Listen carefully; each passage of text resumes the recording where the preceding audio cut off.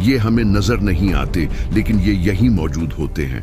जब जिन्नात जमीन पर आए तो उन्होंने जमीन के कोने कोने में बसीरा कर लिया, समंदरों के जजीरों से लेकर पहाड़ों की चोटियों तक और घने जंगलों से लेकर रेगिस्तानों तक।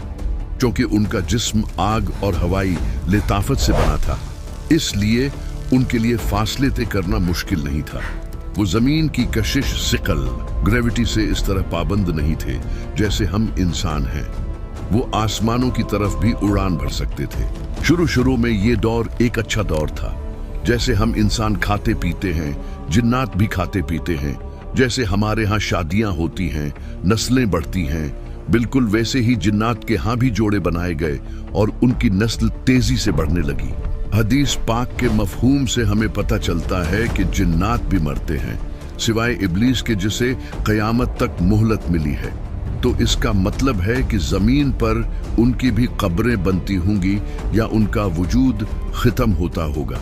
ये जमीन पर पहली बाइख्तियार तहजीब सिविलाइजेशन थी, लेकिन जैसा कि आग की फितरत है, वो ज्यादा देर तक सुकून से नहीं रहती। इख्तियार का इम्तिहान बहुत कड़ा होता है। जब आबादी बढ़ी, नस्लें फैलें तो ख्वाहिशात भी पैदा हुई। ये इलाका मेरा है, वो सरदारी मेरी है। ये वो सोच थी जिसने आहिस्ता आहिस्ता इस आग की मखलूक के अंदर हसद और लालच के बीज बोने शुरू किए। कुछ इस्लामी मोरखीन ने लिखा है कि जिन्नात ने जमीन पर बड़े बड़े शहर तामीर किए। वो समंदरों के किनारों और पहाड़ों के दामन में अपनी बस्तियां बसाते थे, क्योंकि उनके पास वो ताकतें थी जो हमारे पास नहीं, जैसे तेजी से उड़ना और भारी चीजें उठाना। इसलिए उनकी तामीरात और उनका निज़ाम बहुत मुख्तलिफ था। हजरत सुलेमान अलैहिस्सलाम के दौर में जिन्नात की तामीरात का जिक्र कुरान में मिलता है कि वो कैसे बड़े बड़े महलात और देगे बनाते थे। उससे अंदाजा लगाया जा सकता है कि आदम अलैहिस्सलाम से पहले भी उनके पास हुनर मौजूद था। शुरुआत में सब ठीक रहा, उन्होंने अल्लाह की इबादत भी की और जमीन के वसाइल भी इस्तेमाल किए, लेकिन फिर वही हुआ जो इख्तियार मिलने के बाद अक्सर होता है, ताकत का नशा। जिन्नात की फितरत में आग है, गुस्सा, जल्दबाजी और तकब्बुर उनके मादे में शामिल है। आहिस्ता आहिस्ता उनके मुख्तलिफ कबीलों में सरदारी की जंग छिड़ गई। एक कबीला दूसरे पर बर्तरी हासिल करना चाहता था।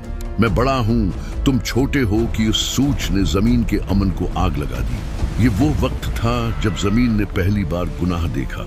इससे पहले जमीन पर सिर्फ अल्लाह की हम्दो सना होती थी, लेकिन अब जमीन पर जुल्म शुरू हो चुका था। कुरान करीम में जब अल्लाह फरिश्तों से फरमाता है कि मैं जमीन पर खलीफा इंसान बनाने वाला हूं, तो फरिश्तों ने एक सवाल किया था। वो सवाल बहुत अहम है। उन्होंने कहा था, ए अल्लाह, क्या तो वहां उसे पैदा करेगा जो वहां फसाद फैलाएगा और खून बहाएगा? सोचने की बात यह है कि फरिश्तों को कैसे पता था कि इंसान खून बहाएगा? उन्हें गैब का इल्म तो नहीं था। मुफस्सिरीन फरमाते हैं कि फरिश्तों ने ये बात इसलिए कही क्योंकि वो जमीन पर जिन्नात का अंजाम देख चुके थे। उन्होंने देखा था कि कैसे एक बाइख्तियार मखलूक ने जमीन को खून से भर दिया था। जिन्नात ने अल्लाह के अहकामात को पसीपुष्ट डाल दिया। वो शिरक करने लगे, कमजोरों पर जुल्म करने लगे और जमीन पर बदतरीन फसाद मचा दिया। फसाद का मतलब सिर्फ लड़ाई नहीं होता, बल्कि निजाम का बिगड़ जाना है, इंसाफ का खत्म हो जाना है। रिवायात के मुताबिक अल्लाह ने उनकी हिदायत के लिए उन्हीं में से नजीर डराने वाले और पैगाम पहुंचाने वाले भेजे ताकि वो बाज आ जाएं। लेकिन ताकत के नशे में चूर उन जिन्नात ने अल्लाह के अहकामात मानने से इनकार कर दिया और सरकशी की हदें पार कर दी। ये जंगें मामूली नहीं थी, क्योंकि जिन्नात के पास गैर मामूली ताकतें थीं। उनकी लड़ाइयां भी खौफनाक थीं। फिजा में आग के गोले बरसाए जाते, जमीन पर तबाही मचाई जाती। एक वक्त ऐसा आया कि जमीन की खुश्की का बेशतर हिस्सा रहने के काबिल न रहा। अमन पसंद जिन्नात या तो मारे गए या वो डर कर जजीरों और जंगलों में छुप गए। इब्लीस, जिसका नाम इज़ाज़ील भी रिवायात में आता है, उस वक्त उन्हीं जिन्नात में से एक था, लेकिन कुछ रिवायात के मुताबिक उसने खुद को उस फसाद से अलग रखा हुआ था और अल्लाह की इबादत में मशगूल था, जिसकी वजह से उसे फरिश्तों की सुहबत मिली। लेकिन उसकी असल आजमाइश अभी बाकी थी।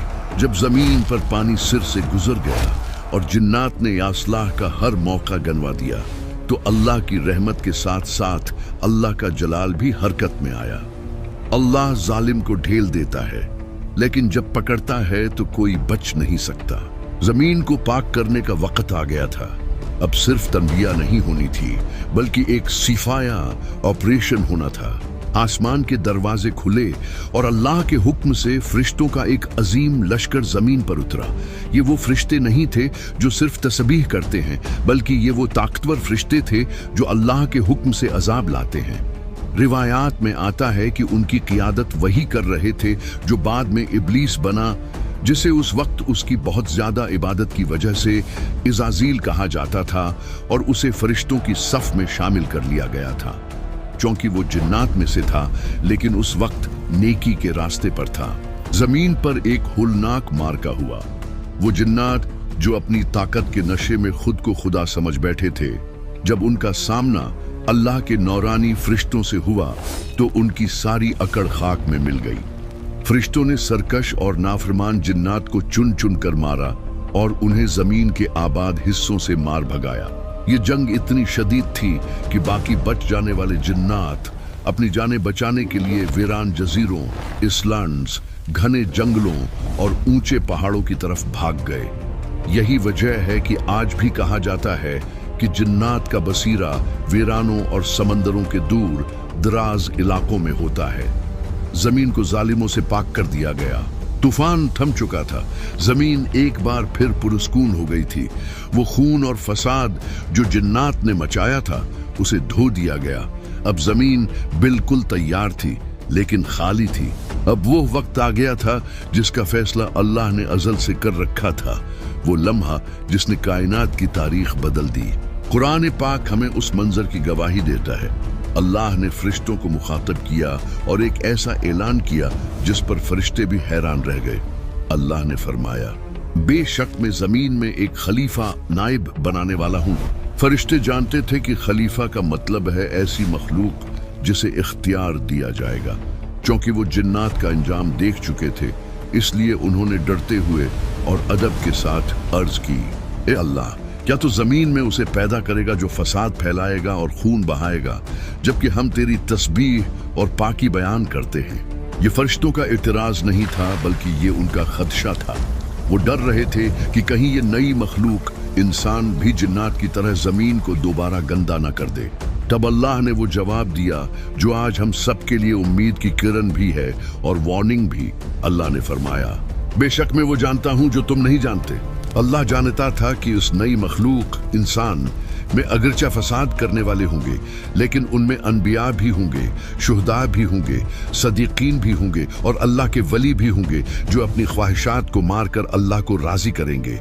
और यूं फरिश्तों के इस खदशे के बाद अल्लाह ने मट्टी से हजरत आदम अलैहिस्सलाम को पैदा किया, उन्हें इल्म सिखाया, उन्हें वो शूर दिया जो जिन्नात के पास भी नहीं था, और फिर फरिश्तों को हुक्म दिया कि उस नई मखलूक के सामने झुक जाओ। सब ने सजदा किया सिवाय उस एक के जो अपनी इबादत के गुरूर में मारा गया, इब्लीस। उसने तकब्बुर किया कि मैं आग से हूं और ये मट्टी से, और यूं जिन्नात का वो आबिद शैतान बनकर धुतकार दिया गया। इंसान से पहले की दुनिया की ये कहानी हमें सिर्फ माजी नहीं बताती, बल्कि हमें हमारा मकाम याद दिलाती है। अल्लाह ने जिन्नात की हुकूमत खत्म करके ये जमीन हमें सौंपी है। हम इस जमीन पर अल्लाह के खलीफा हैं।